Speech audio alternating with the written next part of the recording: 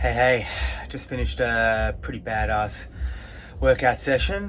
Did some strength work directly, followed by some high intensity stuff. It was 15 seconds of like ass to grass, absolutely smashing myself on the bike, and then 45 seconds recovery, which doesn't sound that challenging, but let me tell you something, if you give it a nudge, whew, do you need it? And then I've found myself straight in this infrared sauna.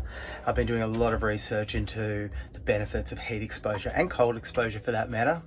It is winter right now, and the thought of heat exposure does sound a lot more appealing to me. The ideal prescription for heat exposure is as follows. You want to be in the sauna for about 4 to 7 times a week. I know that sounds like a lot. I'm not even nearly there. I'm just giving you what I've read in studies. 4 to 7 times a week, up to 20 minutes a time, and you want the heat to be at around 78 degrees Celsius. So it's 170 degrees Fahrenheit. So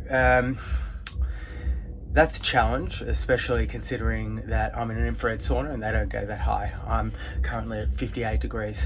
So, but what I am doing is giving it a crack, and the benefits associated with heat exposure. There are so many right now. The avoidance of all-cause mortality, which basically means you're just generally not going to die. You're less likely to die in general as you get older. If you consistently expose yourself to heat and or cold, there's been a lot more studies and literature out around heat. But there is still a fair amount to cold exposure, with direct links to heart conditions. So yeah, it's interesting. There's been a lot of studies, especially in Finland. I think that has been the place where a lot of landmark studies have come out from.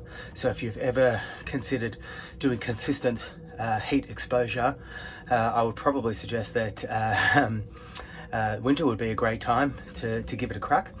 Not everyone has access to the sauna or an infrared sauna. There are some great alternatives. You can wear sauna suits, which I have not tried myself, but it's just about getting that stimulus of heat consistent. And then another obvious one is being able to have hot baths, because that elicits the same biological response. And a lot of these biological responses are very similar to if you were to be going for a long run or doing a greater sense of cardio, elevated heart rate, putting your body under similar stresses to if you were to be doing these cardio bouts. So if you're ever on the fence about heat exposure, I hope this tipped you over that fence.